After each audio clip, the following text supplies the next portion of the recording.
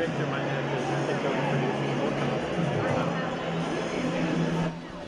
for Hello and welcome inside Platte Arena as the Huntington University Foresters take on the Tigers of Grace Bible College. Hi folks, I'm Victor McCarty alongside Logan. And first off, Logan, how has winter break treated you thus far? Oh man, winter break's been fantastic. I gotta go home and see the family, go back to Indianapolis where I'm from. It's just been a lot of fun. Got a lot of necessary work done too. You know, got put to work right when I got home, but it's great seeing family and love being off school. Have you checked out the Circle of Lights? I have checked out the Circle of Lights. It's beautiful. It's always a great time to be down in Indy during Christmas. Well, before we continue on with today's game, let's take a look at how the women fared against another Tiger squad last weekend.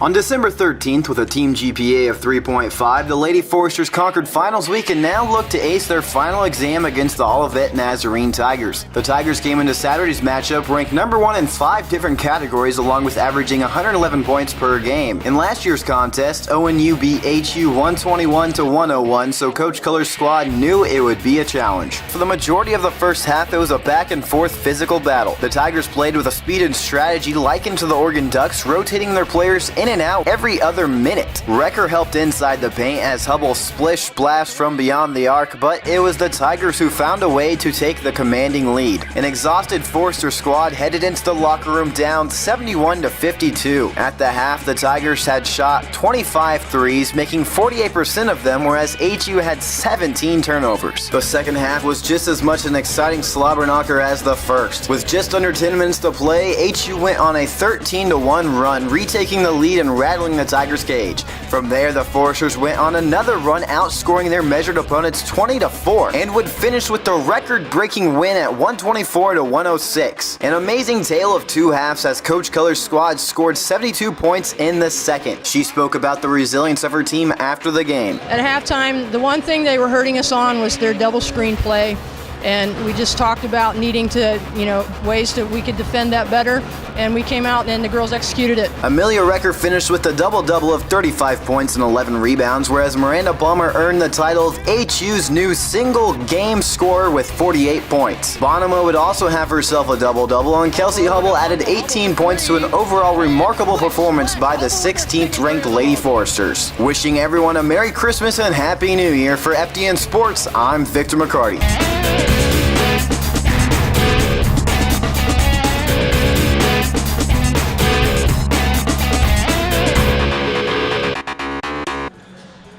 And we're back here inside Platte Arena. That was a great game to witness and be a part of last weekend, Logan. 124 points scored by the Lady Foresters, a new school record, as we see the men come out on to Platte Arena here today. Just a great game overall. It was just a great game, and I absolutely love being a part of it and watching just a high-tempo offense from a girls' basketball game. We usually don't see that too often, especially from our Lady Warriors in the Crossroads League. They like slowing things down. Like what I saw at Miranda Palmer and Amelia Recker. They were fantastic. Well, let's look at Crossroads League standings real quick, being on winter break. At top, we have the undefeated reigning champions, Indiana Westland, followed by Bethel, Mount Vernon, St. Francis, Goshen, Huntington there in the middle, then Grace, Spring Arbor, Marion, and Taylor. Huntington losing to Mount Vernon and Spring Arbor in their last two Crossroads League matchups, so hopefully they'll be able to bounce back today. And what stands out to you in this matchup today, Logan? This matchup's gonna be a match of fairly similar squads. They play kind of the same type of offense, same tempo. They like kind of slowing things down, running a half-court style of offense. They can run it when they need to, but for the most part, it's getting the right smart, getting the best shot, not just a good shot. That is indeed correct, Logan. You have to take the good shot, not just the right shot. And these Tigers, they have been NCCAA national champions for many times, with their latest coming back in 2012, I believe, Logan. So these Tigers, they are definitely a team not to underestimate. Well, there's one saying that I like to say, and I hope it doesn't come back to haunt us, but just because you win the NIT doesn't mean you can win the NCAA tournament, Now they're playing up here with kind of the big dogs in the Crossroads League. We're going to see just what they're made of. And, you never can underestimate the underdog in this. But Huntington has their work cut out for them, coming off some two hard losses, like you said, in the Crossroads League. They have the work cut out for them, but I believe that the Foresters, if they stick to their game plan, they can get the job done. Well, hopefully this will be an exciting game just as we saw last weekend, but before we continue with today's contest, let's get to know the men Foresters.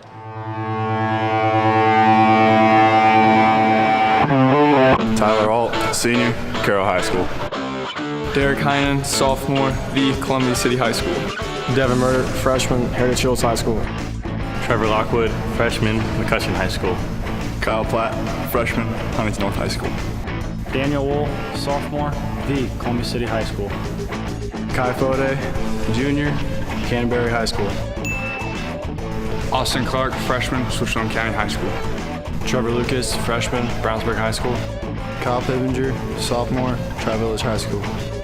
Drew Benedict, sophomore, Columbia City High School. Alec Peterson, senior, Carmel High School. Calvin Miller, sophomore, Huntington North High School.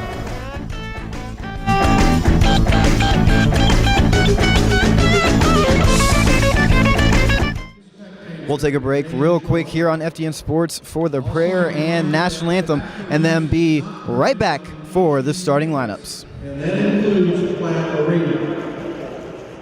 And now, ladies and gentlemen, we ask you to stand, bow your heads, remove your hats, and remain silent as Pastor Brent Kopp leads us in prayer before today's game. Then please remain standing after prayer as we honor America with the playing of our national anthem. Let's pray. Gracious God and loving Father, we thank you for this day. We thank you for this very special season. We thank you, Father, for the freedoms that we have in this country. We thank you for the forgiveness that's available through your Son. Father, we invite you to be a part of this activity. We pray that there will be safety and sportsmanship as we play. We thank you for the opportunity we have to come together. We give you thanks for all these things in Jesus' name. Amen.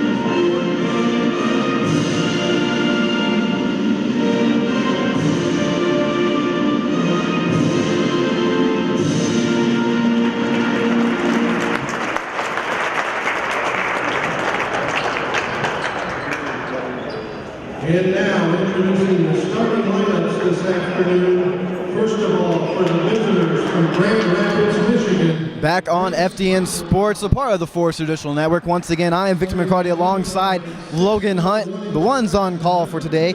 And now let's look at the starting lineup for Grace Bible College Tigers. At number 2, guard Rod Altador, freshman. Number 14 at guard, Jared Bradford, he's a sophomore. Then at guard, number 23, we have Travis Rader, senior. Then forward, 34, Cameron Kramer, senior. And at forward, number 41, Bernard Smith, freshman. Who stands out to you in this lineup, Logan? Well, I have to say, it has to be Jared Bradford, the sophomore guard. Bradford's only 5'10", but he can shoot the lights out. He is the exact identical mirror image of Drew Benedict for the Foresters. So you have to keep your eye out for Bradford. He can shoot from anywhere on the court. Well, we might have a matchup of monkey see, monkey do here in today's contest. Now for the Foresters, as the Forester fans get on their feet inside Platt Arena. Starting at guard, as always, number 2, the General, Derek Heinen. And guard, number 10, the senior, Tyler Alt, nice to see him back in the lineup after being sick for quite some time. Then at guard, number 34, Kyle Pippinger. And at forward, number 44, the freshman of the starting squad, Austin Clark. And another forward, number 45, Daniel Wall, sophomore from that Columbia City class.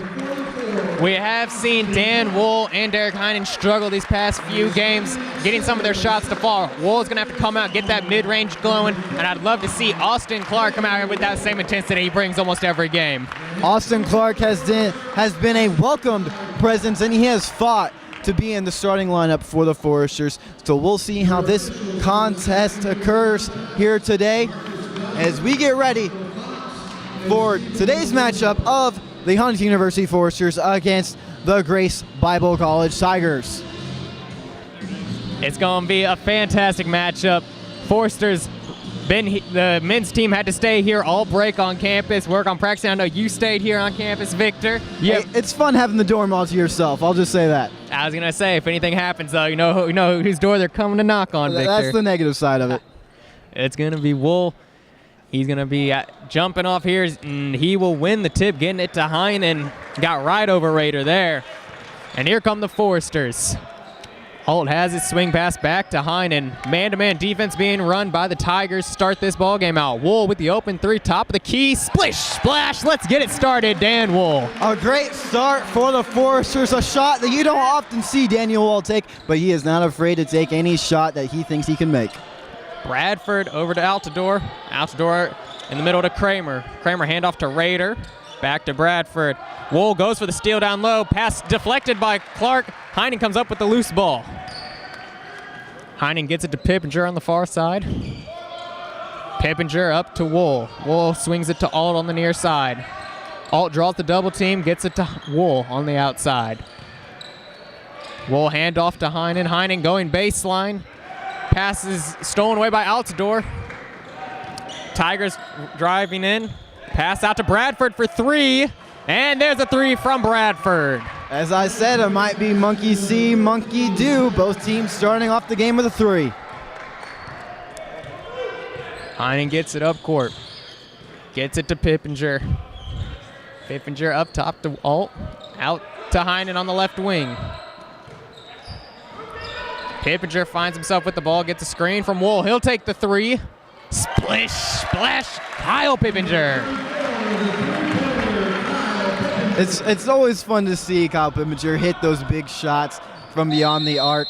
And we're going to see the Tigers take their first time out of the game. But more on Kyle Pippinger, well, we like to call him the one-face wonder because even when he does hit those shots, no smile, no smirk, no really emotion, just he continues to play the game, and that's always great to see out of one of your leading scorers. I like to see Kyle Pippinger always play because it seems like he's always looking forward to the next play. He's always ready to go. If he hits a three, he's ready to play defense and get a steal. He gets a steal, he's ready for the transition layup. He never ponders on what could have been. He just plays for the next play. And that's the mindset you want one of your great players to be in. Come out timeout. Grace is going to look to get up on their man. Their man-to-man defense has been, it hasn't been bad. It's just the screens have been very tough to fight through by the Foresters. So Grace it has been indeed. And you folks at home might have just seen our pictures on the screen there as takeaway by the Foresters.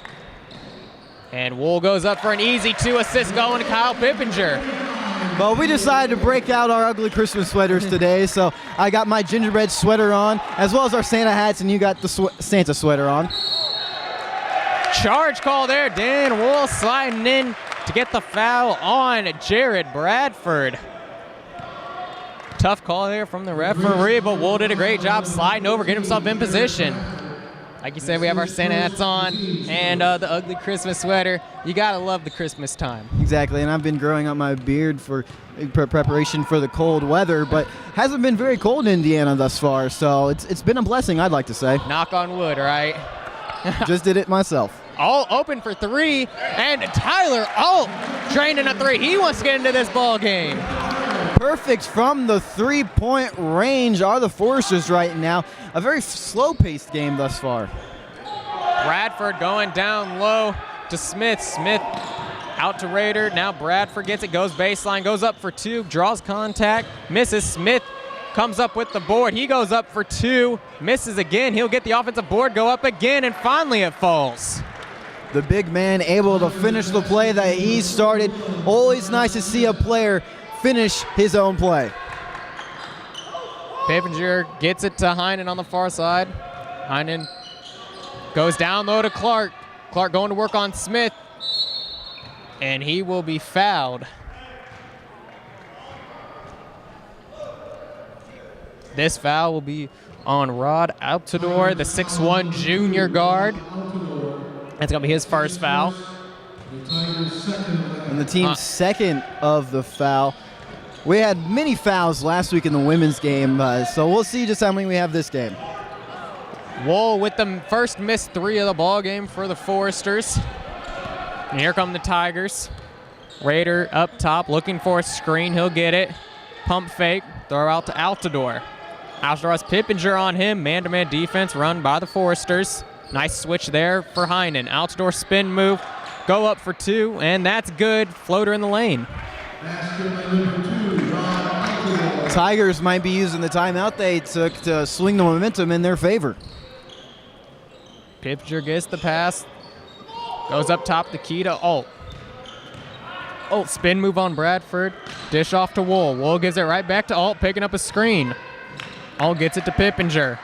Pippinger with a nifty move, gets into the lane, up and under, can't quite get that layup to fall. Bradford gets it, and Tigers looking to run.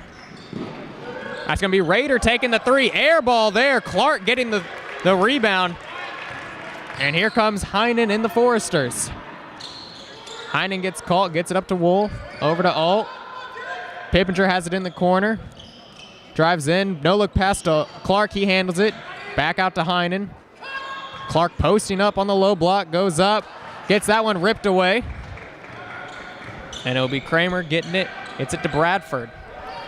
Bradford swings it to Rader, he's left open for 3. That's no good. And body's going to the ground. And after all that goes on, Heinen comes up with the ball. I like the defensive presence by both squads thus far, not allowing very many points, and both squads trying to take the 3, falling either which way, and they're opting out of going up the middle. Pippinger gets it up top to Heinen. Heinen drive, pull up from the elbow, and that rattles around and in for the general. A lot of jump shooting thus far in today's contest. Altidore has it up top, gets it to Bradford on the near side. Bradford goes to Smith down low. Clark right there. Smith gets that one up and in, though. Great defense by Clark. Heinen goes to Alt. Alt up top to Heinen. And now the Forester just swinging the ball around the perimeter. Pippinger with the spin move, drive in for 2. That's good. A great move by the sophomore, Kyle Pippinger, reminiscent of Michael Jordan. We know North Carolina, they're doing those swing back jerseys today, representing Michael Jordan. I just saw your face, Logan. I know you're a Duke fan, but I just had to mention it. It's okay. We see Rader get an easy 2 there. It was reminiscent of a Michael Jordan, the way Pippinger just kissed it off the glass. You know, I think his tongue did stick out on it. That might be one of the only emotions we see out of Kyle Pippinger today, but hey, and not always a bad thing. 15-11, forces on top. Wool driving, goes up for 2, can't quite get it to go, gets the putback, and he will be fouled, looking to go to the line for an and one opportunity. And that will take us to our first media timeout. Foresters on top, 17-11. And we'll also see a change-up of players for both squads after the media timeout. But Logan, what stands out to you from out of both squads thus far today in Platte Arena? Great with Grace Bible College, they aren't biting on any of the pump fakes that the Foresters put up in the lane. Whether Wool has it down low, they still aren't biting on any pump fake. They're staying true defensively, just the Foresters are hitting shots. But something I've seen from the Foresters offensively is that they're playing with 4 guys out on the perimeter. The only man down low was Austin Clark, and like you said, with substitutions coming in, it'll more than likely be Alec Peterson down low now. But they're only playing with 1 man down low, trying to ISO the post, and that frees up on the perimeter so many three-point shooters on the dribble drive, and that's why we've seen 3 3-pointers already out of the Foresters. Exactly as you said, Logan. Both squads opting to just take the jumper instead of going inside the middle, but with Alec Peterson coming in the game for the Foresters, that might be a change of strategy for the Foresters. This first media timeout was brought to you by our friends the Huntingtonian, the newspaper affiliate on campus. You can follow them on Twitter at Huntingtonian. And the most recent story to break over winter break is that the baseball field is going to be redesigned or reconstructed over the next summer. $700,000 renovation, and it looks similar to what the Tin Caps play, where the Tin Caps play. So that'll be a nice change of scenery for the baseball team. They're getting a press box. It's going to be nice, the backdrop and everything. I'm hoping, for the press box, we might be able to set up maybe some play-by-play in there. We might have to add baseball to our schedule. You never know. That'll be to come in the future. We see Dan Wool converting on the and one opportunity. Platt and Peterson into the ballgame for the Foresters, and Benedict also. Pippinger will sit, Clark will sit, and also Altidore drives, nothing there. See a pair of substitutes also for Grace. Jensen gets it over to Altidore. Altidore picks up the screen there. It's down low to McCain. McCain driving in. Rosenzwick misses the shot. Wool comes up with the rebound. A great job of the Foresters, a defensive presence right now.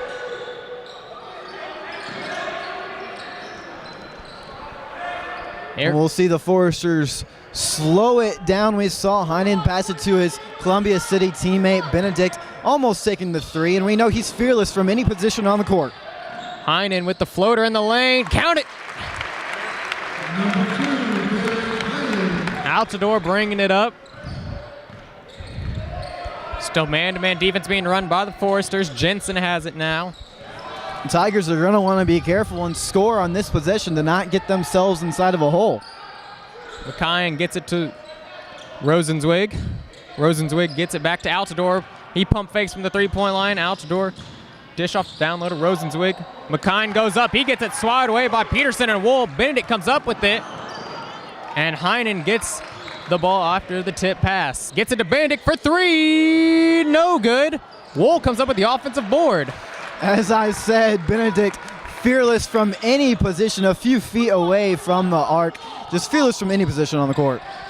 Heinen drives, dish out to Wool for three. That's no good. Front iron miss.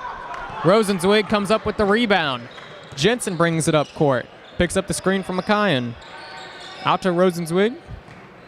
Back down to McKyon. Good ball movement here from the Tigers. Jensen goes down low to McKyon. That's going to be a charge call. Sometimes you just have to look before you step, and I believe number 55 should have done just that, running into the sophomore Daniel Wall, and we'll see him come out of the game as Murder comes in for him. Also, we'll see Altidore take a seat. Bradford back in for the Tigers. Like we said, that's Wool's second charge taken for the ball game. He's doing a great job sliding over and getting himself in position early. And I think the Foresters on the offensive side of the ball have been able to take more threes than usual at the beginning of the game because they're just clicking on the defensive side of the ball. Benedict looking for a pass now. He finds Heinen. Heinen dish out to Benedict for three. Dishes over to Platt in the corner for three. Second pass, not quite there. Heinen gets the rebound, goes up, and one opportunity coming for Derek Heinen. Again, I love it when I see a player finish the play he or his teammate started. So great job by number 2, the general Derek Heinen. He'll head to the line for the and one. That foul's on Bradford, and that's Bradford's second foul, and now we'll force the Tigers to sub here. It'll be B.J. Von Loo, the 6'7 junior, coming in for Bradford. It's also the Tigers' 5th foul already in the game, not even 10 minutes yet. And the Foresters without a foul committed. Heinen stays true on the free throw to convert the and one opportunity. Jensen gets it up court. Gets it to McKyon on the right elbow. McKyon gets it over to Tin Harmsel. He goes to Von Loo. Von Loo goes down low to McKyon. Murder gets a tip on it. Couldn't quite come up with the ball. That'll be Tin Harmsel taking the long three, and that's good. That was a great job by Tin Harmsel. getting the ball that number 55, Luke McCain, had fumbled, and capitalizing with the 3 for the Tigers as we see Big Al trapped inside. Platt goes to Benedict. Benedict pump fakes over to Heinen at the top of the key. Heinen dish to Benedict. Long 3 from Benedict. Not quite there. Peterson comes up with the offensive board. Strong board there. Finds Platt. Platt going to get it back out to Heinen, and the Foresters will reset the offense. 2-3 zone being run by Grace. We see Platt with the elbow J. Not quite there. Rebound goes to Von Loo. Jensen picks up the screen from McKine. Goes up top. Swing over to Tim Harmsel. Tim Harmsel goes up for 2. It's not there. Ball tipped around. Platt gets the board. Gets it to Heinen. Heinen finds Murder. One more pass to Benedict for the wide open 3. Just not falling for Benedict tonight. We see a smile on Benedict's face. He's like, what is going on right now? We usually see him hit that shot from anywhere on the court. But, and I think the reason why he's been taking the 3s instead of hesitating and pass it off to one of his Forester teammates is because the turnovers by the Tigers and the defensive presence by the Foresters is giving the Foresters just a sense of comfortability of being able to take shots that they wouldn't normally take against a Crossroads League opponent. That is very true. We see the Foresters trying to work the ball down low. Platt couldn't quite get the reverse layup to go. Benedict gets it. He's going to go down low to Platt. Platt out to Heinen. He'll pump fake. Heinen goes cross court to Murder. Murder will take the 3. That's good for the freshman, Devin Murder. He's from Santa Claus, Indiana. Is that a coincidence? I think not. Murder getting it on the ground for the ball after poking it away. Ball goes out of bounds. Grace will keep possession. We'll see Pippinger coming in now for Platt. Platt will take Seelick to be shaken up on that layup. Tim Harmsel will inbound. Gets it up top to Jensen. Jensen back to Tim Harmsel on the far side. Goes to Jensen. He's powering down low. And that foul will be on Benedict with the push. That'll be Benedict's first foul and also the team's first of the half. And it comes with 11 minutes played in the game, whereas, again, the Tigers already have 5. So if this keeps pace, the Foresters are going to end up in the bonus soon enough, and that's a place that the Tigers do not want their opponents to be in. Ball inbounded to Jensen. And Benedict will be called for his second foul. 10 seconds apart. And now bring in Tyler Alt in for Drew Benedict.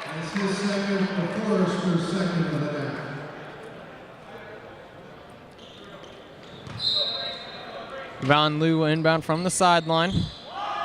Goes to Kramer down low on Alt. He goes up for 2. Not there. Rebound goes to Peterson. He gets it to Pippinger. It was a great job by the senior Tyler Alt, just staying in place, and then Pip coming from behind and blocking the shot. Alt has it, gets it back over to Heinen.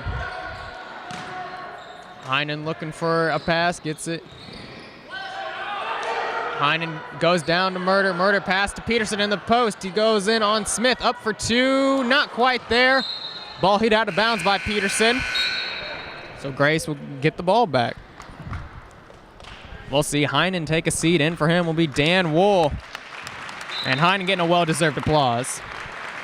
I like number 41, Bernard Smith of the Tigers. He's shown thus far in the game that he is not afraid to just stay in the pocket, whether it be getting a rebound, blocking a shot, or just going after the ball as we just see him do right now. I mean, I'm loving the effort out of number 41.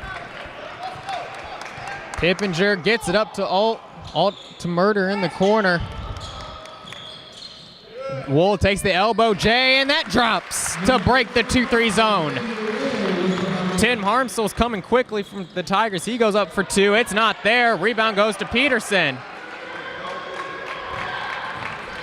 Pippinger getting it up quickly. Bounce pass to Alt in the corner for 3. Yes, that's good for Tyler Alt. The Foresters regaining the momentum that they had in the first part of this half. And a blink of the eye, the Foresters are up 31-14. Jensen driving, gets it to Von Lou. Von Lou pass down low to Smith. Smith back up top to Von Lou. He'll take the three, and that's good for Von Lou. Good answer there from the Tigers. Alt has it on the left side. Foresters looking to break this extended 2-3 zone. What did you see? Wool hitting the free throw line jumper. And Wool just padding his stats, now making it look easy. His second in a row. Smith has it, gets it back up top to Jensen. Just under 7 minutes remaining in this first half. Kramer has it, Alt on him. Von Lou has it on the far side, looking for Smith. And Smith fouled by Peterson.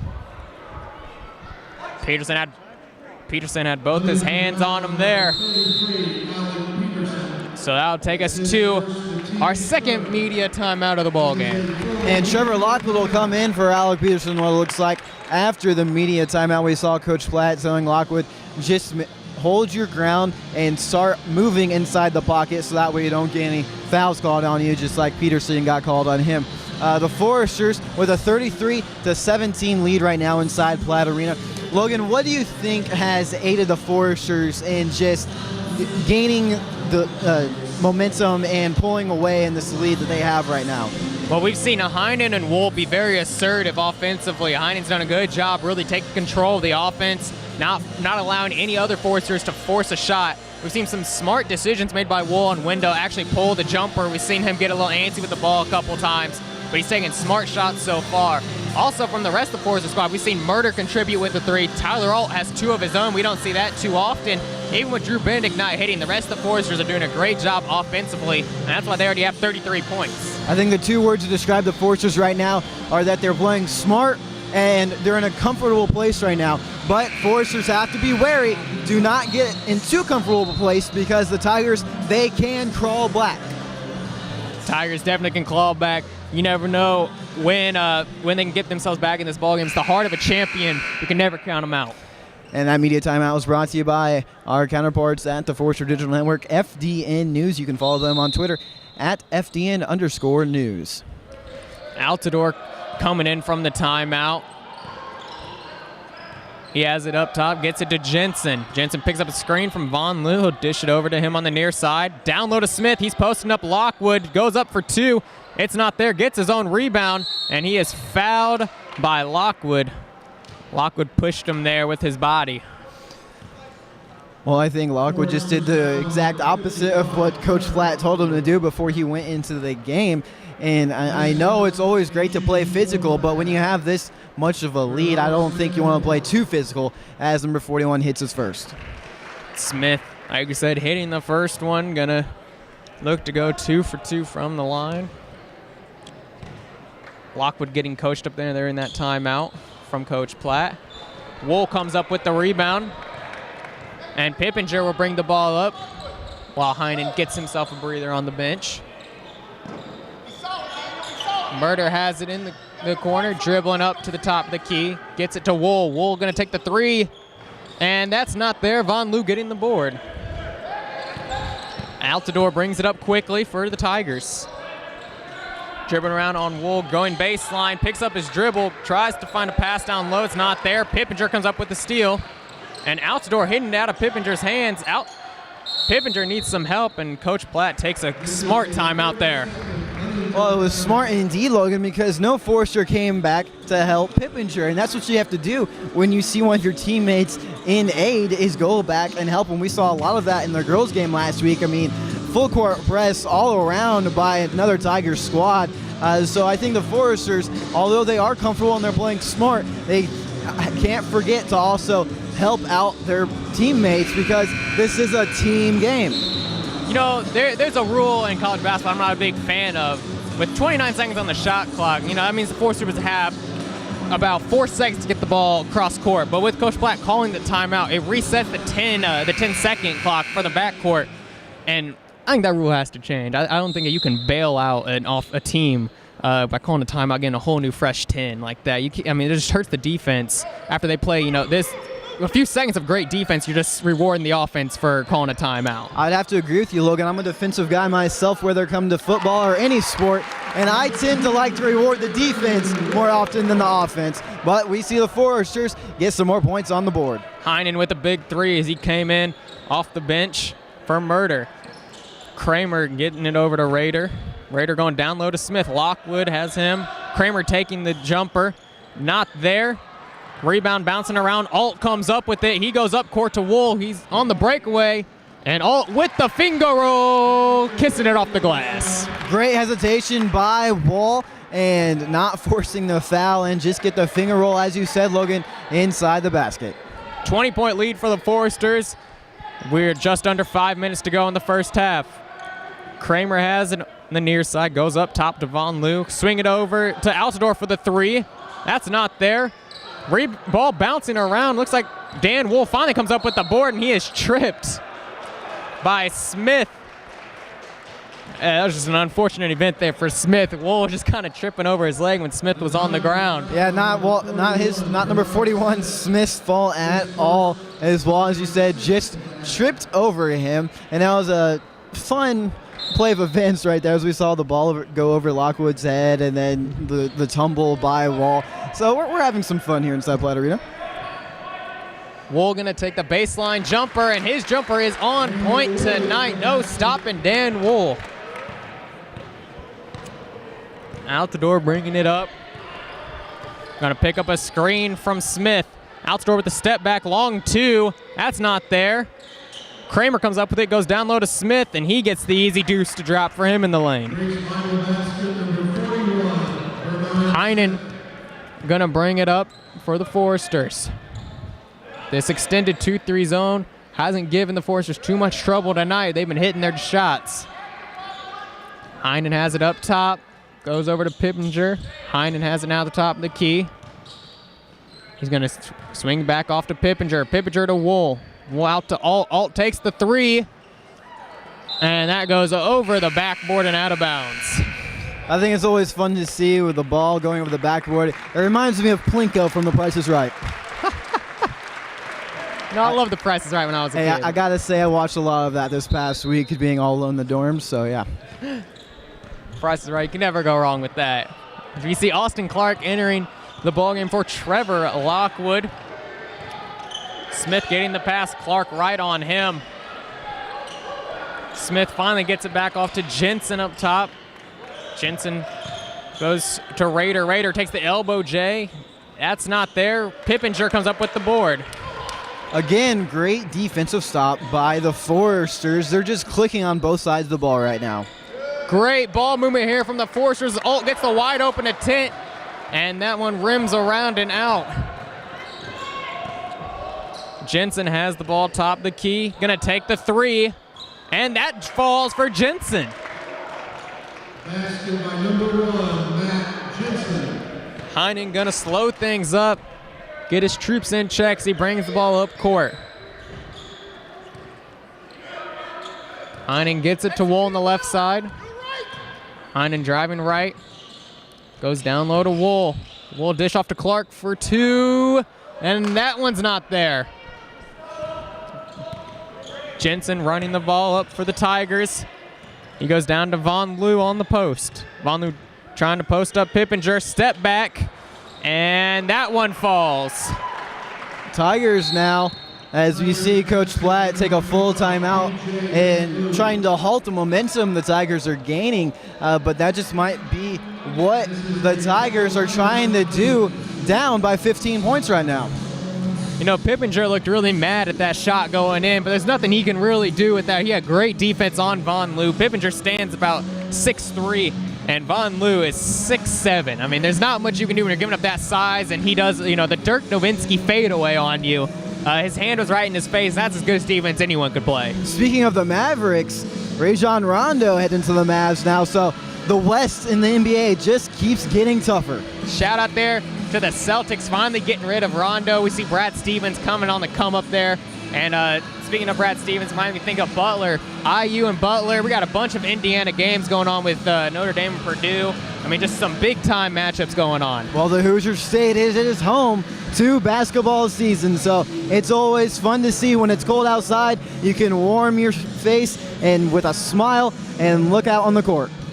I love basketball here in Indiana. I think Indiana has the best. We breed basketball players here. We saw do. Trey Lyles, Mr. Basketball, is playing at the #1 ranked Kentucky Wildcats right now, and he's coming off the bench there for a very talented Kentucky squad that has Trey Lyles on there. The South might be known for football, but here in Indiana, as you said, we breed them for basketball. And that's exactly what we see out of these Foresters. A lot of these guys are from around here, especially, like you said, the Columbia City guys, Dan Wool, Derek Heinen, and Drew Benedict. And they are all in the game now. And we are ready for some basketball. And we'll see Grace College switch back now to the man-to-man defense. Benedict has it. He goes up top. He goes to Wool on the outside. Wool goes to Heinen. Heinen picks up a screen. Heinen drives in, goes down to Wool, and ball goes between Wool's legs and out of bounds. And Grace will get the ball back. I think this man-to-man defense has caught the Foresters off guard, and Tigers looking to capitalize now with possession of the ball. It's going to be Altidore bringing the ball up court for Grace. The Foresters hold a 15-point lead. Altidore goes on the near side to Jensen, going down low to Smith. Wool right on him. Gives it back up top to Jensen. Jensen goes to McKyon. Jensen drives, dish out to Rader, pump fake. Rader drives in the lane, gets the floater to fall. That was a great effort by number 23, Travis Rader, just finishing the play for the Tigers.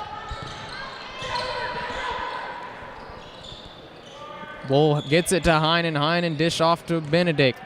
Benedict goes to Heinen. Heinen goes down to Wool. Wool with the step back J. That falls for Dan Wool. He's having himself a fantastic first half, already in double figures. Well, I believe he has 18 points already for the Foresters, Logan. Smith gets the ball down low. Wool and Clark doing all they can. But Smith just too big, so he goes up for two.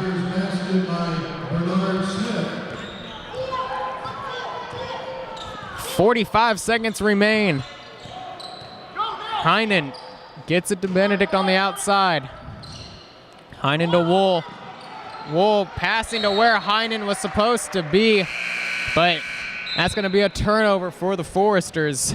That's, although Wall did produce by making a jumper, that is 2 mistakes by him now, turning over the ball. So we've seen from Coach Platt in the past that if you turn over the ball, you're going to take a seat on the bench, and that's exactly what Daniel Wall is doing right now. Altidore gets it up, looking to run his regular offense. He driving in, step back on Pippinger, no good. Rebound goes to Peterson, and Heinen has it. Shot clock turned off. Foresters look like they're going to take the last shot here. Heinen just dribbling around near half court. Heinen picking up a screen up top from Peterson. Heinen drives, hit off the leg of McKyon. Heinen gets it back and kisses it off the glass for two. And what a end of half here at Platt Arena. Benedict almost coming up there with the steal. I saw Benedict over there. He's grinning like he almost had him something. And who knows, he could have gotten the ball off and gotten a very long three. But we'll never know as the Foresters head to the locker room with a 15-point lead of 44-29 here inside Platt Arena. We'll take a break here on FDN Sports, a part of the Forester Digital Network, and be right back with halftime stats.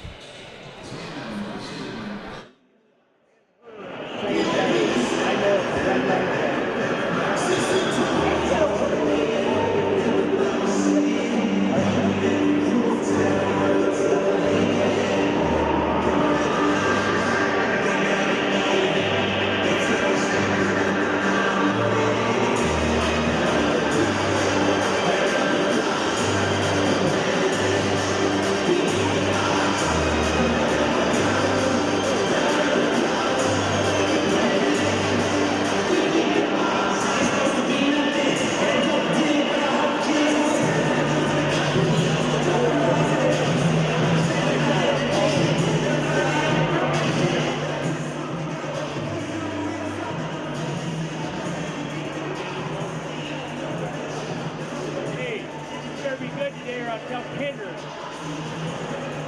Why? I think you better behave, dear. I'll tell Kendra. Oh, okay.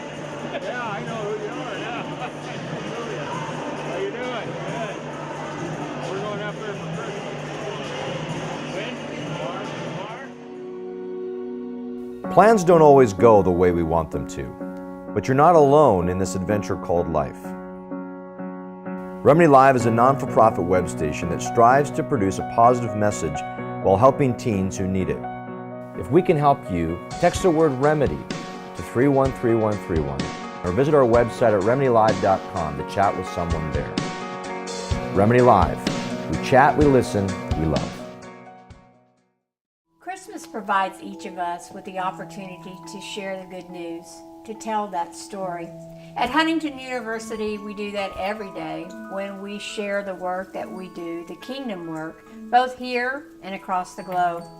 In Matthew, it says, Jesus replied, "Love the Lord your God with all your heart, with all your soul, and with all your mind.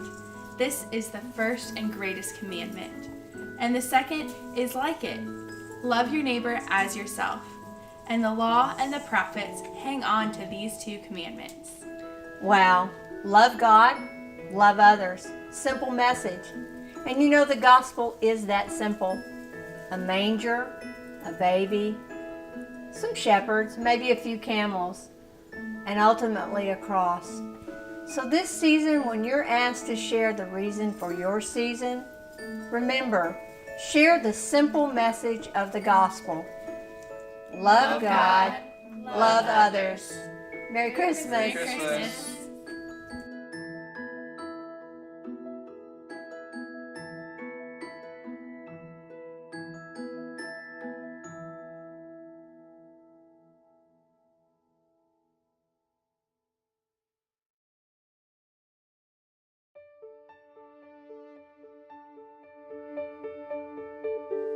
I'm Mike Wanis. I'm the Academic Dean at Huntington University. We are very excited about the Institute for Agricultural Studies and for the new program in agribusiness. Agriculture in Indiana is huge. It's a huge part of the economy. There's a lot of people involved. There's so many different levels of participation, from farming all the way up, through all the different kinds of agribusiness. And with our Christian mission, I think that we can bring a unique contribution in that area, because we can look at agriculture and we can look at agribusiness not just as how can we maximize profits, but how are we being good stewards of God's creation? How are we serving humanity through agriculture? So how can we do that and think about issues of sustainability, issues of justice, and not just about the bottom line?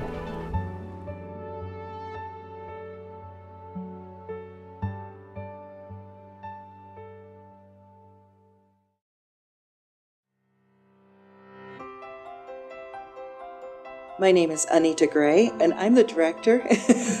My absolute passion is teaching students how to use credible sources. I ask them questions, have you thought about this, have you thought about that? And all of a sudden that light bulb goes on and they go, aha, and they get it. I don't think there's any better feeling in the profession than that. It's just so exciting to watch a student go through the process of learning. I've had several students and faculty say, I went down and looked for this book and I found another one that looks really interesting. So I decided to check that one out too. Or I need to look a little bit more in my subject area because there are some really good materials down there. I liken it in some ways to Alice in Wonderland. You fall into the hole of the area of your study. And Alice had constant discovery. She had to have constant discovery because strange things were happening to her. She had to learn how to get out of them or how to deal with them. And that's the same way with learning. When you start falling into that hole of a topic and you need to learn more and you need to find out more and you have to do this. And sorry, I get really excited about this. That's what you can do in a library. You can go into the shelves, you can go into the stacks and look and see if you can find more information than what you just specifically went for.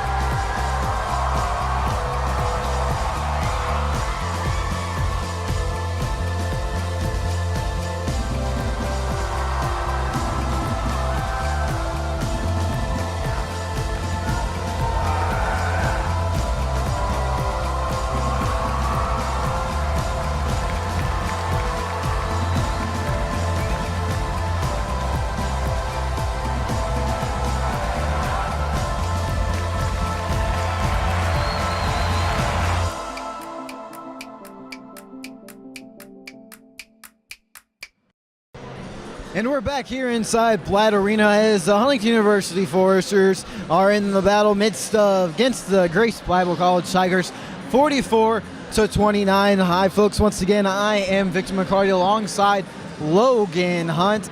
And first off, Logan, what did you like out of both squads in the first half? I really liked just the hot shooting out of the Foresters. It seemed like everyone came out there and they were ready to shoot right off the bat. It was just a good shooting display from the Foresters. They seemed hot and ready to go. Out of Grace, it seemed like they had a game plan. They had a really good game plan down, just the Foresters were hitting their shots. But Grace came back, called a few timeouts, got themselves back in this game. Offensively, just going through what was working. I like that they didn't shy away from what was working. They kept with their game plan and it got them right back into it. Well, now we'll look at the halftime stats for the Foresters and the Tigers. Foresters shooting 54% from the field goal, as well as the Tigers shooting 41%. And then free throw percentage, Foresters at 100%, Tigers at 50%. And then three-point range, Foresters. Drew Benedict has been taking some shots and really hasn't been hitting, but some of his fellow Foresters have been hitting, and they're at 40%, whereas the Tigers are shooting at 57%. The Foresters have taken 15 threes in the first half. I'll say, like, they came out there ready to shoot the lights out. We saw Tyler Alt take 4 threes. Dan Wool took 4 threes. I mean, those are guys that usually aren't shooting the threes, but they were out there just taking them like it was nothing. And Tyler Alt went 50%. Wool went 25% from the three-point line. So I say if you're hitting them, might as well keep throwing them up. Well, the Foresters, a different strategy as we usually see them do is that they've been taking the jumper and shooting the three more often, as we said, and I think that's due in part to Bernard Smith of the Tigers, number 41. He's really just been controlling the pocket, controlling the paint, and he's the leading scorer for the Tigers right now with 9 points and 5 rebounds. But as I just said, he's the leading scorer at 9 points. But we have Daniel Wall with 18 points for the Foresters. So a big differential there in leading scorers. Dan Wool almost with a double-double already. He said 18 points. He has 8 rebounds, 2 offensive boards that were big. He's doing a great job defensively. We saw Alec Peterson with 5 rebounds of his own, and I saw about all 5 of those rebounds, and they were strong rebounds. It seemed like Grace was grabbing for the ball, and he just pulled it right away from him. So Alec Peterson's doing a good job. He hasn't really done much offensively, but he's playing into his role very well. Well, I think one of the things that the Foresters can be happy about right now is that they don't have as many turnovers as the Lady Foresters did in last week's contest, but that was kind of an asterisk game. I mean, the Lady Foresters were outscored 72-53 at the half, but they came right back and outscored the Tigers 71-34 in the second. So it was a great tale of 2 halves last week contest. So hopefully it's not a tale of 2 halves for the Foresters here today inside Platt Arena. And I think one stat that Coach Platt has to be happy with is that there's only 4 turnovers for the Foresters. Yeah, the Foresters done a good job. We saw 2 of those turnovers come late by Dan Wool, and he got pulled immediately. Coach Platt wasn't happy with it at all. But the turnovers just haven't been there. They've done a good job passing the ball around with the 4 guys out on the perimeter. It was either Clark or Peterson down low. They come up and set some hard screens. And the Foresters just been playing good fundamental basketball, and that's why they're ahead 44-29.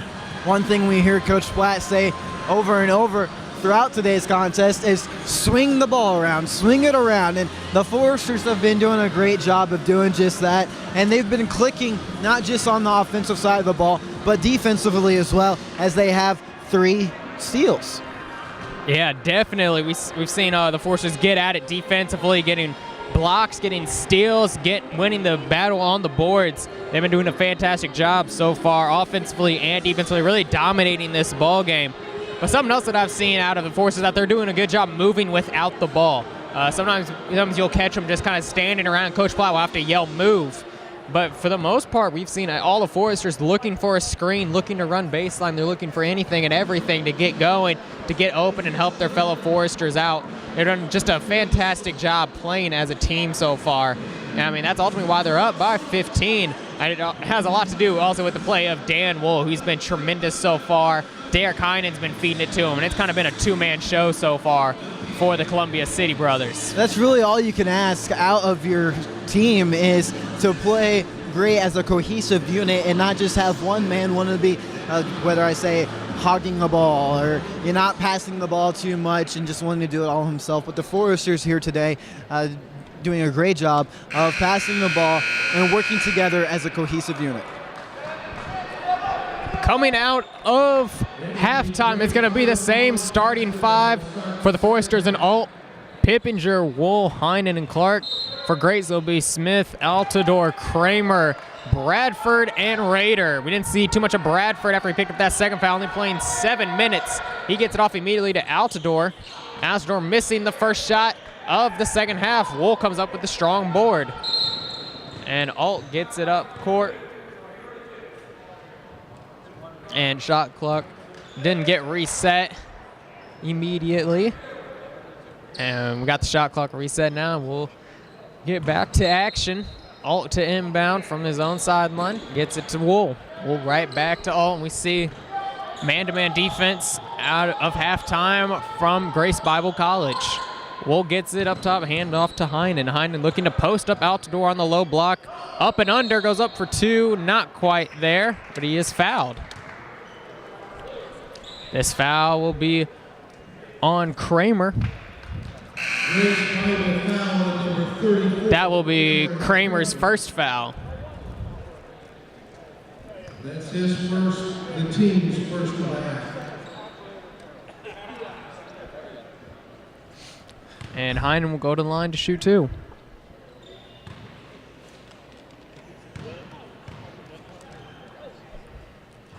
Heinen drilling the first one. We've seen Heinen with a bit of trouble shooting from the free throw line recently. Heinen only clocking in at 55% from the free throw line, but so far he had been perfect until missing that one, going 1 for 2 from the line. That one rimmed around and out. Tough miss. Kramer gets it up top, goes right in on Clark. Great defense of Clark, blocks it away. Rader comes up with it. He'll go up for 2. It's not there, and Wool gets the rebound. Just like that, he got a double-double for Dan Wool. Tyler Alt gets the ball in transition. Extra pass made to Pippinger, is open for 3. Splish, splash, Kyle Pippinger getting it started here in the second half. Foresters is not afraid to take the 3 here today inside Platt Arena. Another by Kyle Pippinger. Big screen there, puts Pippinger on the ground. Altador left open for 3. He can't get that to fall. And Wool comes up with the ball off the rebound. Heinen gets it, and he's looking to run. He gets it poked away by Kramer. Kramer comes up with the steal. Get it to Rader. Rader goes up, misses the dunk, blocked away by Wool. And Pippinger comes up with the board. As a player, that is not something you want to do. If you're trying to showboat, then you got to make sure you finish. Great block there by Dan Wool. As he gets it on the low block, posting up Kramer. He goes up for 2, and he is fouled. So Dan Wool will go to the line to shoot a pair. That's Kramer's second foul. And that will lead to a timeout called by Coach Bailey in Grace Bible College. Grace Bible College, not to be confused with Grace of the Crossroads League. Head coach of the Tigers just unhappy so far as his squad has come out of the half, and he just really wants to get the momentum back on their side of play. We saw a little bit of a momentum shift in the first half, but what do you think the Tigers have to do to continue to keep pace with the Foresters, Logan? The Tigers can't allow the Foresters to get easy makes off of the missed shots by themselves. We've seen Altidore miss a couple of long jumpers. I don't think that's the shot necessarily that you want. You don't need three-pointers. You have a long ball game still ahead. You just need easy twos. But off of those misses, they've been late game in transition. We've seen Heinen take it all the way. Alt's had some great passes. Pippinger got that open three. And ultimately, the Foresters are just getting down into offensive set before Grace can even do anything about it, before they're even set up defensively. So they're going to have to really get back defensively and force the Foresters to actually run an offense and use some of that shot clock, and maybe they can force the Foresters into a turnover. The Tigers are definitely on an uphill climb right now as they are down 48-29, and an uphill battle for the Tigers, but never count a team out right away, no matter what the score difference is. Daniel Wool has struggled himself from the free throw line as of lately. Dan Wool shooting 74%, but we see him nail the first one. And Wool with that quick release hits the second one. Perfect so far from the line. One thing I'd like to see out of the Tigers right now is something opposite of what the Foresters have done today, and that's battling inside the paint. I would love to see the Tigers just control the paint on both sides of the ball and let the Foresters just continue to have their perimeter presence. But if one team has the perimeter presence, another squad, they have to have the paint sometime. Definitely. You see Altidore with a missed three again. And now is Heinen tipping it off to Alt for the rebound. Swing passes coming from the Foresters. Wool has it on the low block, posting up Smith.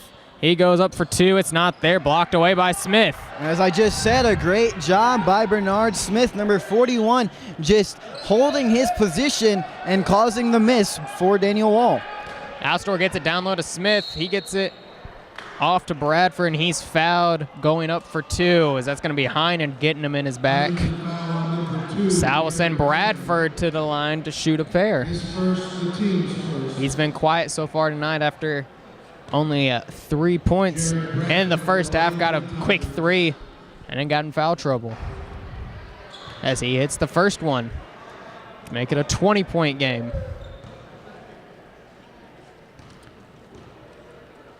Second one's up, and that's also good. So it'll be Wool inbounding to Heinen. I think the Tigers have to revert to a strategy that the Lady Foresters did last week, which is cause the foul. Because if you can get to the line and score some extra points, then you are just as easily in this game with the Tigers being down by 19. Good dish pass there from Wool to Clark, and Clark just couldn't quite finish the layup. And now it's Bradford going quickly to the other end. Dish off to Altidore. Altidore on the wing. Goes down, gets poked away by Wool. Heinen comes up with it. Heinen passes it to Alt. Alt goes to Wool, and Wool with the missed two. And now it will be Bradford bringing it up. Off the rebound there from Kramer. Two easy shots missed by the Foresters. The defense of the Tigers just might be getting inside the heads of the Foresters right now. Smith goes up for two, and he's fouled by Clark. Huntington foul on number 44, Austin Clark. That's Clark's first foul and the team's second foul of this half. So that'll put Smith to the line to shoot a pair.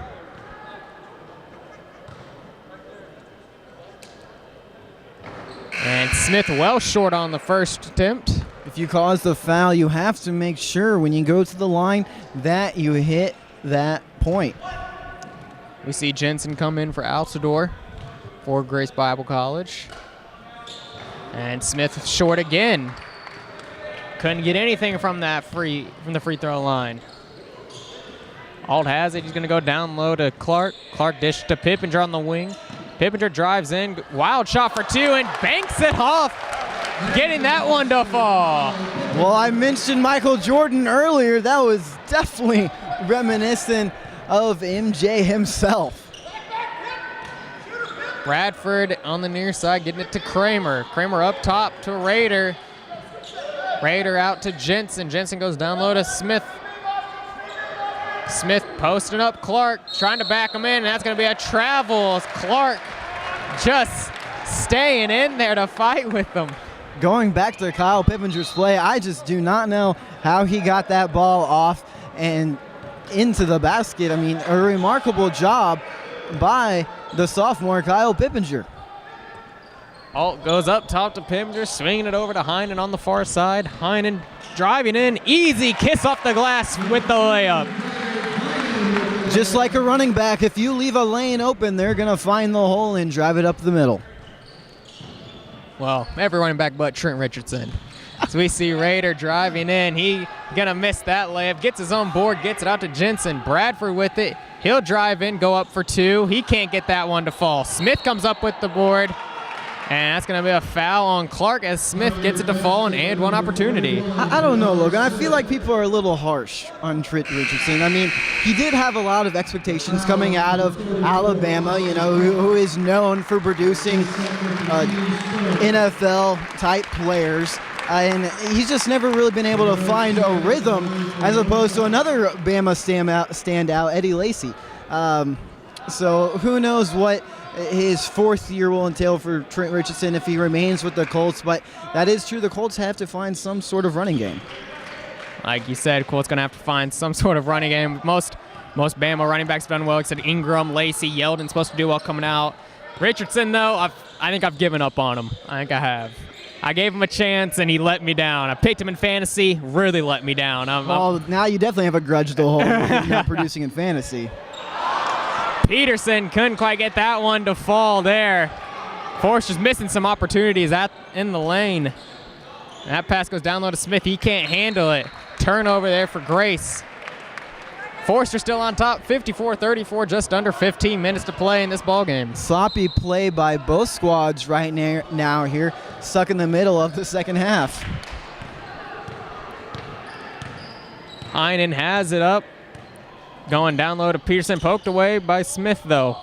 Heinen gets it back, picks up the screen from Peterson. Heinen left open for three. There it is, Derek Heinen. I tell you what, the Foresters are just not making inside the paint easy baskets or easy layups, but they continue to shoot outside of the three just wonderfully.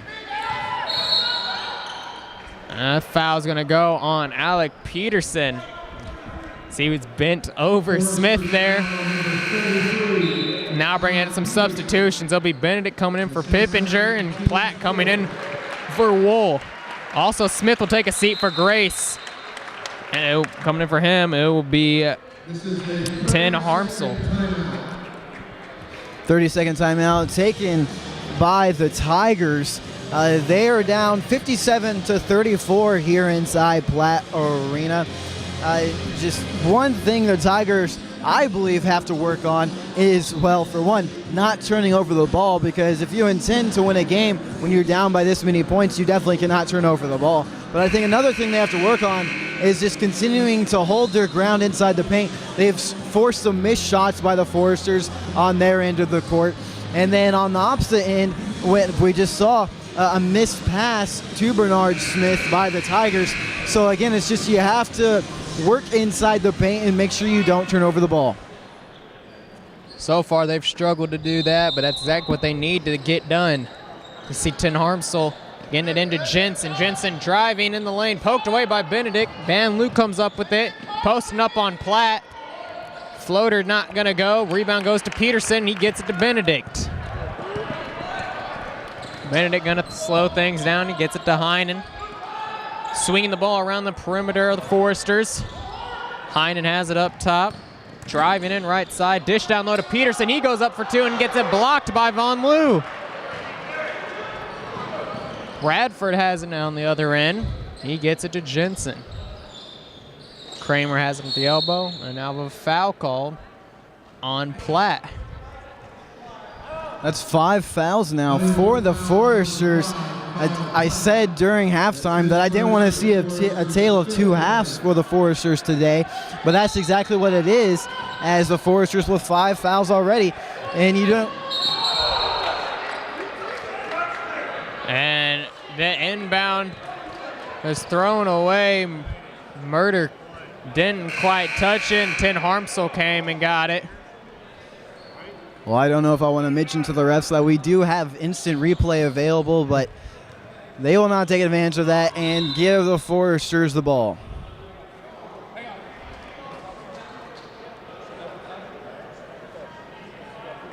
And now they're going to take a look at the clock.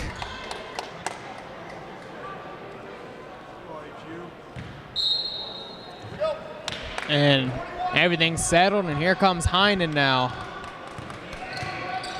Heinen gets it to Benedict. Benedict finds it to Murder. Heinen driving, dish down low to Peterson. He goes up for 2. It's not there. Von Loo with the rebound. Von Loo dish to Raider. Raider with the one-handed slam.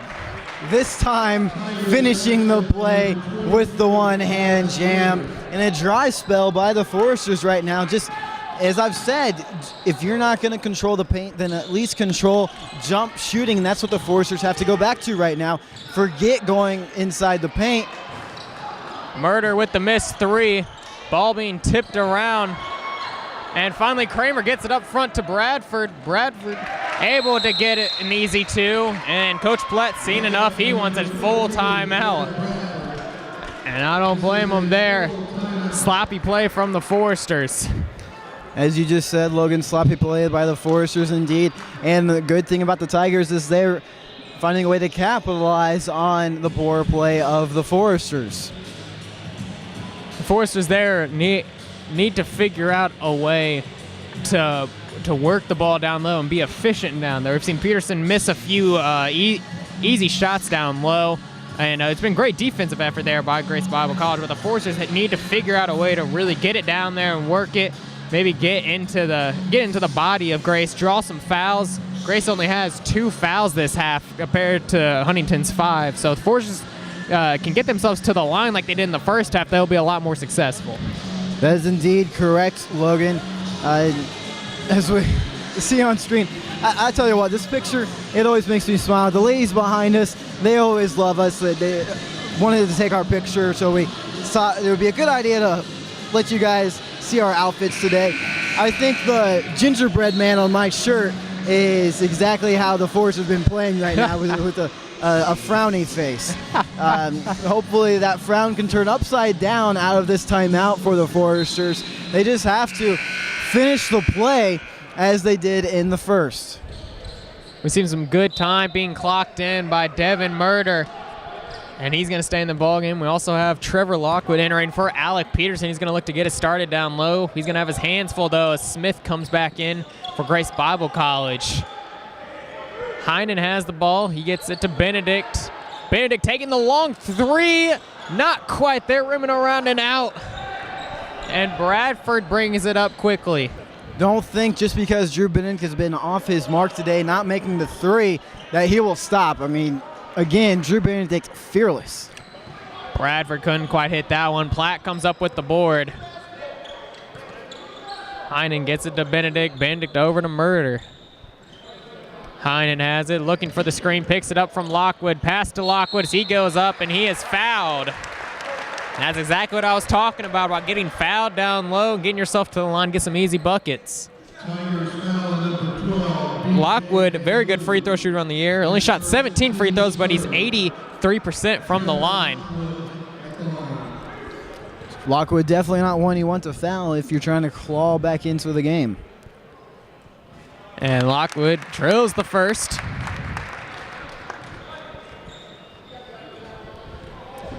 Looking to extend the lead as Lockwood misses the second. Lead stays at 20 for Huntington.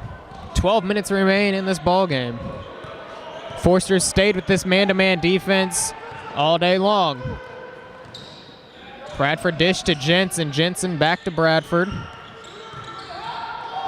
Bradford gets it to Von Lou. Von Lou gets it back up top to Bradford. 10 seconds now on the shot clock. Bradford driving in and somehow got that layup to drop, as everyone here is a little impressed. Well, that was a great job by number 14, just driving up the basket and somehow finding a way. And that's something that we have to see out of not only Bradford, but the rest of the Tigers driving up the middle, because that's the way they're going to get back into the game. Heinen looked for Murder on the opposite side there, but it wasn't quite there. Got poked away by Jensen. 14 seconds on the shot clock. Heinen going to inbound from the baseline. Screen set by Lockwood. Ball gets into Murder. Murder gets it stolen away by Jensen. Jensen throws it up to Rader, and Rader misses the easy two, and Lockwood comes up with the rebound. That's 2 easy misses by number 23 now. Heinen finds Platt. Platt over to Benedict. Benedict with the jab step. Gets it back up top to Murder. Forster swinging the ball around. Heinen posting up Jensen on the block. Up and under. Goes up. Gets it blocked by Jensen. Ball poked around. Platt comes up with it. Throw to Murder. In the corner for 3. Not quite there. Rebound goes to Von Lou. I think the Forsters have sort of broke away from how they played in the first half, which was it was a really good team effort. But now when the Forsters take their shots, there's no one there to get the rebound, as we see Van Loo getting another 3 for the Tigers. Leads down to 15 now for the Foresters. Heinen throws it to Murder on the wing. Heinen getting the ball now on the near side. Pass down to Lockwood. Lockwood takes the mid-range. Not quite there. Von Loo with the board. Again, no Forster there to get the rebound. Jensen left open for 3. He'll take it way off the mark. Rebound goes to Murder. And it'll be Benedict walking it up for the Foresters. We just ticked under 10 minutes to go. Heinen with the ball up top. Gets it to Platt. Platt on the far side, throws up top to Benedict. Benedict with the pump fake. He'll drive in, pull up from the free throw line, and shots just not falling for Drew Benedict today. No, it is not, Logan, as the Tigers will take a full timeout right now, as the momentum is definitely on their side. And we saw last week the Lady Foresters, they broke from a 20-point deficit to come back and win the game. So Coach Platt not wanting the same outcome to happen to his squad today. Forrester's going to have some pair of substitutions coming in. We're going to see Clark and Trevor Lucas and Kyle Pippinger into this ball game. Forrester's going to look to run the offense with 3 freshmen out there on the floor, and really they're going to have to get these shots to fall. Forrester haven't been doing just a bad job offensively. We've seen them maybe get a little sluggish, I guess I would say. A little slow on the screens. Their hedges have been a little slow. Fighting through screens defensively, I really haven't been there. It seems like Grace is really coming alive. They got kind of their second wind in them, and it really took off, and I think that's why they've trimmed this lead down to 15. Now, there's nothing wrong when you're in the lead by this much to slowing the game down, but you don't want to be slow on passing the ball or slow on finishing a play, slow to get there to get the rebound. You just want to be slow with the possession overall, just not the play type that the Foresters have been doing right now. And I think that's because they came out of the locker room a little bit too comfortable. I mentioned in the first half that they were comfortable, so that's why they've been taking the threes. But again, you don't want to be too slow and you don't want to be too comfortable, because that'll allow your opponents to get right back in it, because they're definitely motivated to come back and win the game. Never count the underdog out. Oh, excuse me, I stand corrected. It's going to be 4 freshmen out on the court for the Foresters. Platt, Clark, Murder, and Lucas. Pippinger, the lone sophomore out there for the Foresters. And that just attests to how young of a squad these Foresters are, with only 2 seniors of Tyler All and Big Al Peterson on the squad.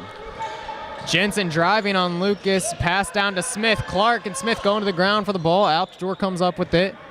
15 seconds on the shot clock. Jensen swings it to Altidore on the near side. Down low to Kramer, posting up on Platt. Pass back out to Altidore. Altidore trying to drive in on Pip. And Pip got his his elbow up into him.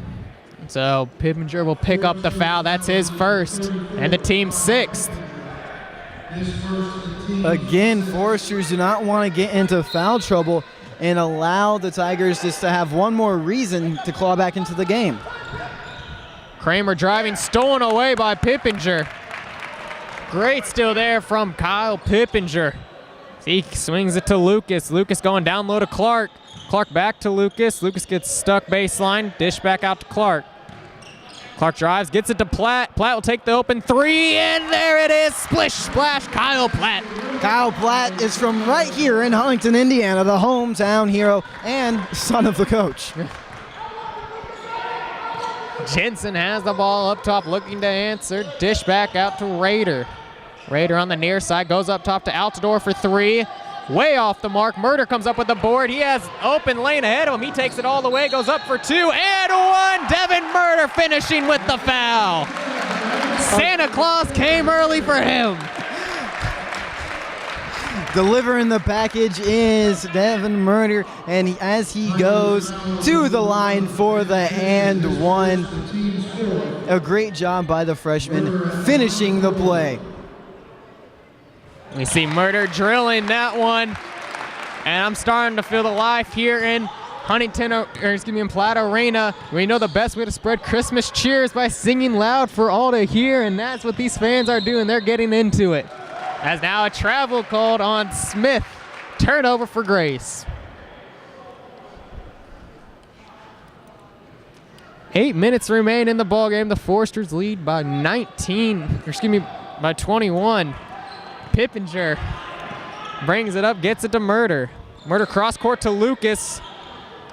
Lucas swing to Platt in the corner. Platt looks to goes down low to Clark. Clark pulls it back out, gonna drive in on Smith and throws that one off the knee of Kramer and out of bounds. We'll see Von Lou coming into the game now for Smith and Grace Bible College. Murder will inbound from the baseline. He gets it to Clark. Clark fakes the handoff. Dish off to Platt in the corner for 3.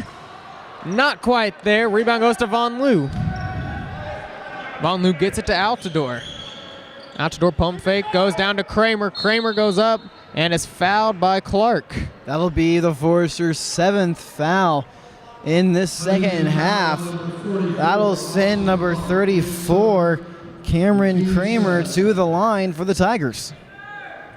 Kramer getting 2 shots here. First one's up, and that's no good. So we'll see Bradford enter the game for Jensen for Grace. Kramer gonna look to get something from the free throw line. Charity stripe hasn't been nice to Grace yet, and there he gets one to fall. One thing the Tigers have been given right now, as the Foresters have 7 fouls, is opportunity. But with them missing from the free throw line, the Tigers are not taking advantage of the opportunity as they should. Pippinger taking the contested 3. Not there. Rader gets the board, gets it to Altidore. Clark tipping the fast break away. Lucas has it now, and he gets it to Platt. Platt swinging it to Murder. Murder to Lucas on the near side. Lucas driving in. Spin move. He'll go up for 2 and couldn't get it to fall. Rebound goes to Von Lou. What I like about the freshman class of the Foresters is that they're very aggressive, and I think that's exactly why Coach Platt put them in the game right now. Kramer gets that 2 to fall over Kyle Platt. Pippinger bringing it up with a nice trot. Finds Lucas. Lucas goes to Clark. Clark fakes the handoff. Driving in, left side, goes up, gets it blocked by Von Lou, but is fouled. Tigers foul number 12. That foul will be on BJ Van Loo. That's his 2nd, and the team's 5th. Clark at the line to shoot 2. Clark's a 71% free throw shooter, and he drills the first. We see Gabe Hernandez, the 5'10 freshman, in for the first time for Grace Bible College. Also, we'll see Kyle Platt take a seat. Dan will come in for him for the Foresters. I think Coach Platt, as Austin Clark hits his second, Coach Platt just wanted to put Daniel Wall into the game to keep, once again, the momentum on the Forester side and continue to let the fire burn inside the Forest right now. And, I mean, Daniel Wall, he has a double-double already. And we'll also see Trevor Lockwood come into the game for the Foresters, and he'll come in the game for his freshman counterpart, Austin Clark, as he goes to the bench with a standing ovation. Clark did pick up that foul. That was his 4th foul, and not a smart foul, 20 feet from the basket with Grace Bean in the bonus. And we see Bradford drill the first. With 6.5 minutes left, Logan, you never know what could happen. And Bradford stays true on the second.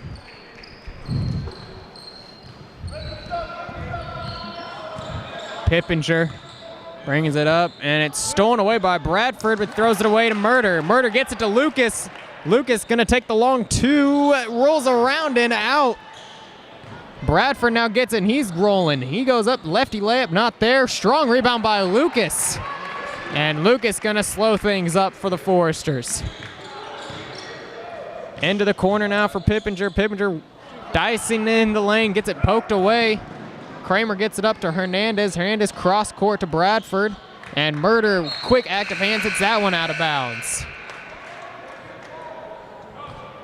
We'll see Heinen come into the game for Pippinger now in the Foresters.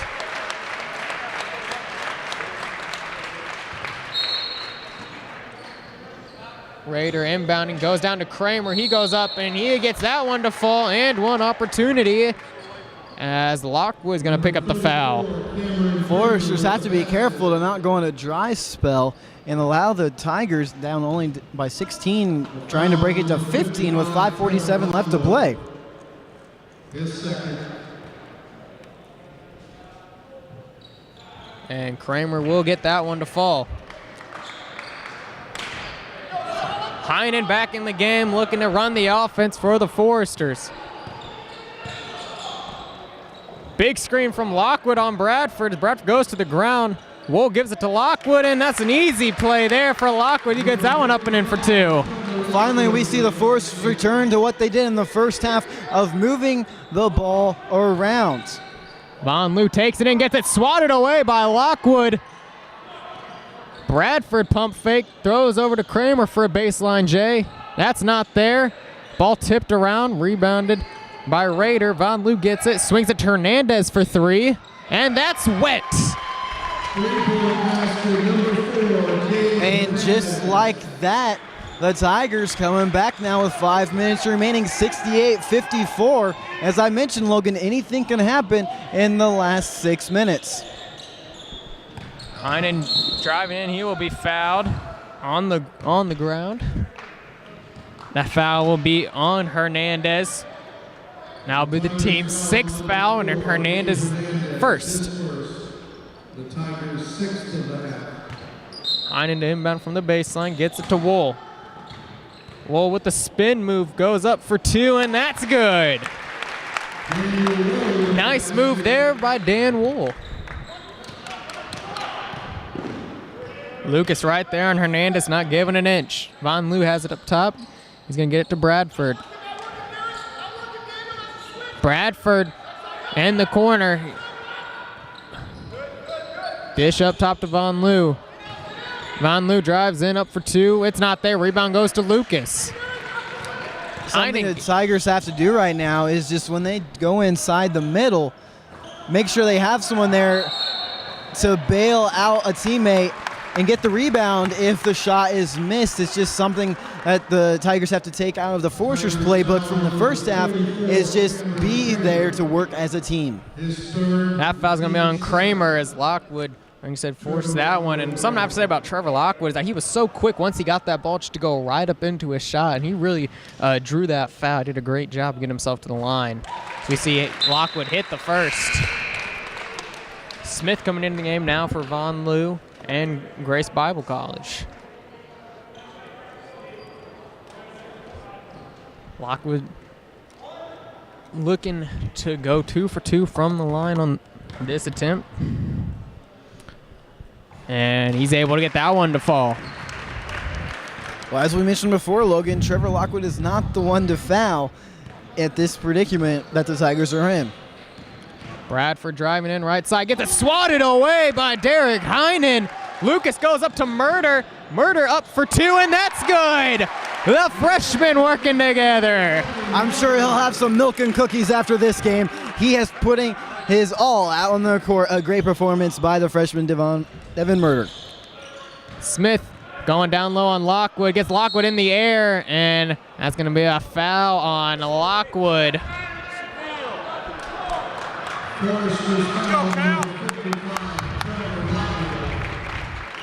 That's going to be Lockwood's 3rd foul and the team's 9th. So I'll send Smith to the line.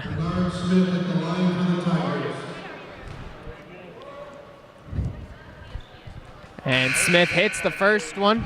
We'll see Calvin Miller into the ball game for the first time. He'll replace Derek Heinen, and Heinen will get a nice applause. Calvin Miller, another hometown hero here at Huntington. And Smith able to drill the second. With Miller now getting some time for the Foresters, I wouldn't mind seeing Kai Fode coming out as well. We haven't seen him in the ball game either. We see Lucas with a nice move there. Gets it to Wool for 3. It's not there. Rebound goes to Kramer. Hernandez will bring it up for Grace. Gets it to Kramer. It poked away down low by Smith. Lockwood got a hand on it. Hernandez has it on the near side. Goes to Kramer. Down low on the low block to Smith. Gets Lockwood in the air, and Lockwood with the foul again as he just goes up a little too soon. Lockwood has got to be careful now as the Foresters do not want to be playing, and it's his 4th foul. The Foresters do not really want to be playing this aggressively, this with only 3:09 left to play, as 41 misses his first. But there's really no sense to play this aggressively, to be sending your opponent to the line right now, as the second is made, because that just allows another opportunity for the Tigers to get back into this matchup. Murder will bring the ball up. He gets it to Wool. Wool near side to Miller. Miller has it up top to Lucas. Lucas with the fast step goes up, gets it swatted by Smith. Rebound goes to Bradford. Bradford looking up court. Dishes up to Rader. Rader back to Bradford. Swing pass to Kramer for 3. And that's there by Kramer. 14-point ball game with 2:40 remaining. Silky smooth is the 3 by Kramer. Lucas has it on the near side, going down low to Wool. Wool goes to Lockwood at the free throw line, and Lockwood drills the mid-range. A quick catch and release for Trevor Lockwood. Although it would be smart to play this last 2 minutes in the slow pace, the Foresters still, this is a young squad out on the court right now. The freshmen, they definitely want to show their worth. And as I said earlier, we see Kai Fode walking over to us right now. Bradford driving in, gets it swatted away from behind by Miller. Smith goes up, gets it blocked by Wool. And somehow Bradford comes up with the ball after Lockwood gets thrown to the ground. And we have a timeout called by Grace with just under 2 minutes remaining. Huntington up 76-62. And what a game it's been so far, Victor. Well, as I've said before, and I'll say it again, Logan, it's not over till it's over, as the Foresters lead 76-62 with 1:52 left to play here inside Platt Arena. One thing that I have liked out of the Tigers right now is that they're just not giving up. You know, when you're down by 14 points, I always like to see the squad never giving up, because we saw last week the Lady Foresters, they came right back, outscored their opponent in the second by 71 points. And again, anything can happen. It's just that the Tigers, they haven't been able to capitalize on the opportunities they've been given. I say Grace has had some good opportunities. Like I said, haven't been able to capitalize on some of those open threes they've had. Smith's been doing a great job down low, really going to work. He's gotten Clark and Lockwood in foul trouble, both with 4 fouls apiece. He's really been dominating down low. A few missed free throws haven't gone the Tigers' way either. But, I mean, that's why they were champs just a few years ago. They keep battling. They never back down. And they've gotten this back to a 14-point ball game. Like you said, anything can happen. And now Kai Fode in the game for the Foresters. Always like to see it when Kai gets some time. Lucas throwing it over to Murder, and Murder will bring it up court uncontested. Like to see the Foresters now slow things down and use a full 30. But Calvin Miller wants the three, takes it. Fode with the rebound. Dish to Lucas. Lucas goes up for two, and he gets that one in. Everyone getting themselves in the box score tonight. Bradford gets it up to Kramer. Kramer goes down low to Smith. Smith pump fake goes up for two. Lockwood stays on his feet. Rebound goes to Kramer, and now a foul called. Believe this one's going to go on Miller with the reach in. And that will send Kramer to the line to shoot two, with Grace being in the double bonus. At the line, Cameron Kramer shooting two. Every time I hear the name Kramer, I think of Seinfeld. I think of that too, but I was also thinking of Chris Kramer, the great Purdue great, that used to play a few years ago when he was on that good Elite Eight team that Duke eventually beat in 2010 to go on to win the national championship. You're quite proud of that, aren't you, Logan? Yeah, just a little bit. Well, I'm a Hoosier fan myself, so. Hoosiers are in a tough matchup now with the Butler Bulldogs. That one's going to be a good game also. Two big-time Indiana schools taking each other on. We see Kramer hit both of those. Murder brings it up. He gets it to Lucas. Lucas finds Miller. Miller over to Murder in the corner. Decides against shooting. Gets it to Fode at top of the key. Good ball movement here from the Foresters. Lucas finds an open Miller top of the key. And Miller couldn't quite get that one to fall. Lucas and Lockwood couldn't quite get the ball away from Smith. He came up with a strong board. Cross-court pass from Bradford to Jensen. Hernandez comes up with the ball. He gets it to Jensen. Jensen driving baseline. Dish down low to Smith. He'll go up. Doesn't get that one to fall. Can't get that one to go either. And finally, he's fouled. And I believe that's 5 on Lockwood. Smith just a bit too much to handle. Again, I just have to say, as we see Trevor Lockwood go to the bench, and Kyle Platt will come back out for him. And Lockwood. I have really liked what I have seen out of number 41 for the Tigers, Bernard Smith. He's just always found a way to finish the play, and he's not given up being the leading force for the Tigers. Smith will hit the first free throw. Looking to tack on another one to add to his box score total. And he gets that one to fall. Has 16 points and 15 rebounds, a double-double for this young man. A hard-earned double-double also. Murder getting trapped in the backcourt, somehow gets it up court, and will get it up top to Platt. Foresters look content with running most of this clock down. About a 2-second differential between shot clock and game clock. Foresters might be forced to shoot this one here. Lucas dribbling around. He'll drive in, go up for two, and he gets it blocked by Smith. Looked like goaltending, but no call there. Kramer goes to Jackson, and Jackson didn't get the shot off. And that's how this one will end 78-66. Your Foresters getting a nice victory at home against Grace Bible College. A good matchup today for the Foresters against the Tigers. Once again, as Logan said, 78-66. The Foresters finding a way to get this one done. And all the members of the Forester squad getting some action today. We'll take a break here on the FDN Sports, a part of the Forester Digital Network. And we'll be back with the final stats as well as an interview with Coach Platt. Once again, the Foresters' next home game, Saturday afternoon, January 3rd, when Huntington will host Taylor.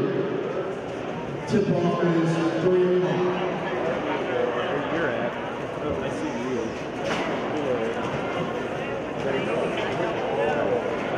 This is about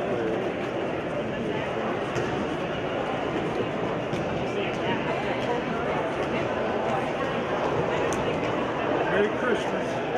Have a great time. Our family comes.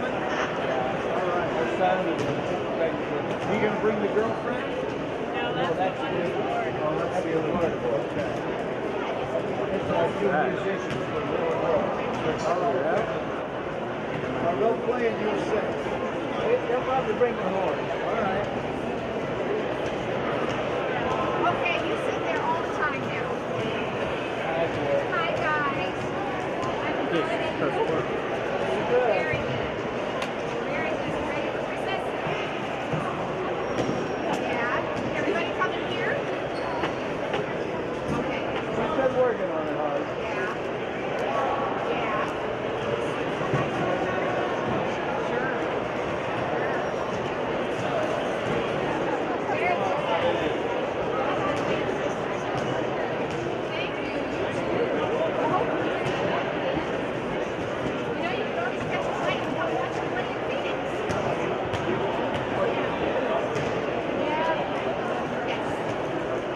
Yeah. I don't like to fly.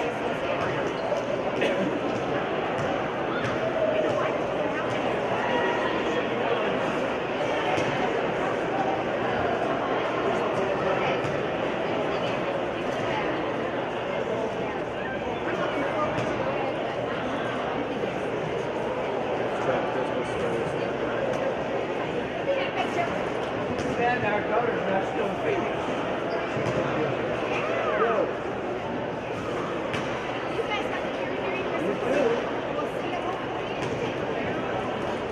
Remember temperance in all things.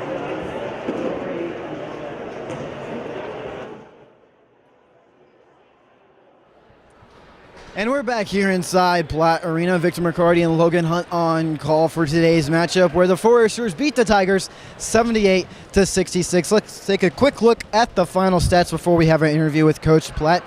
Field goal percentage favored the Foresters of 43%, as well as free throw percentage at 84%, but three-point percentage fell in favor of the Tigers. I said three-point percentage did fall in favor of them. They shot a couple threes there late to get themselves into it. They only shot 15 three-pointers. Forester shot 25. I mean, that's kind of was the difference. Foresters were still strong shooting the three ball.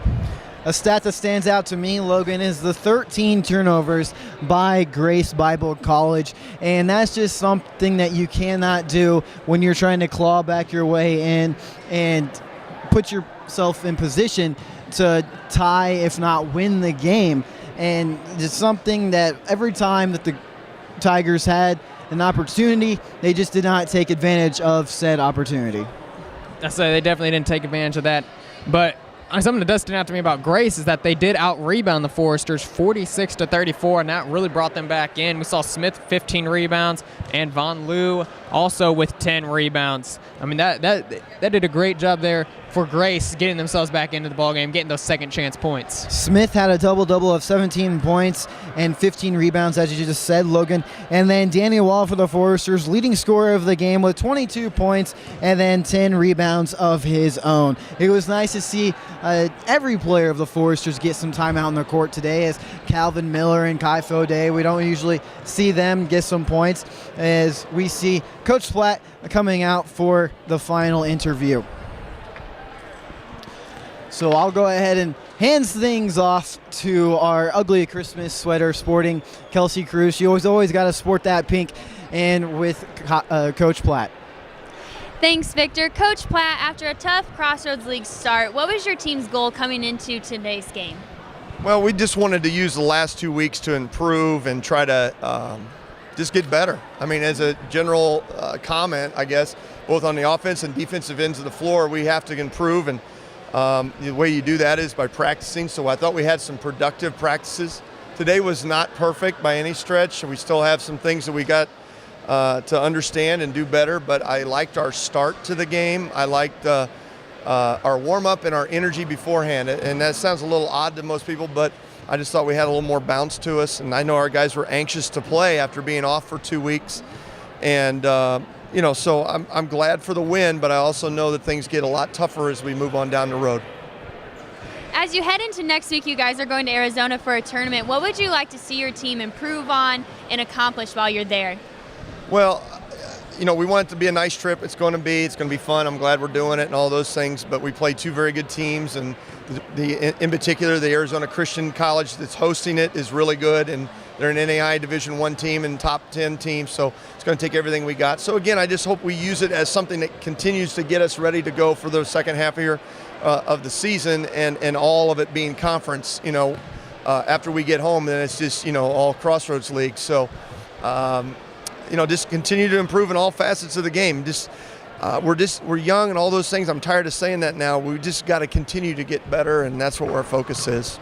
Well, we wish you the best in Arizona, and congratulations on the win today, and thank you for your time. Well, thank you, and I appreciate you guys coming back on your Christmas break and doing this.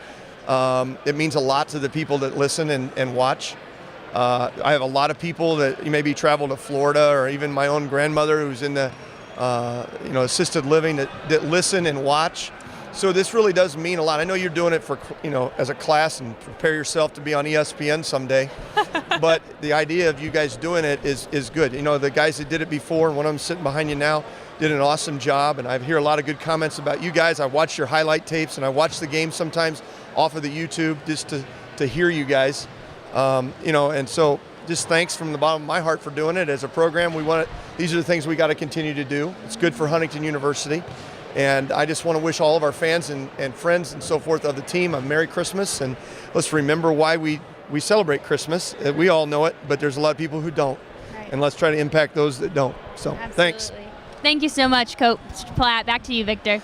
Thank you, Coach Platt, for those wise words and the compliments. And thank you, Kelsey Cruz, for the final interview. Well, again, well said by Coach Platt of remembering what this time is really true about. It's about Jesus' birthday. It's not about how many gifts you get. And really, if you don't like a gift, as I was raised to say, just be appreciative of whatever you get. As said, Jesus is the reason for the season. Gotta love hearing that, and especially from Coach Platt. And we like to thank Coach Platt for always giving us his time here on FDN Sports, and glad to know that we are affecting some people's lives out there, and we can really broadcast to them and give them the game.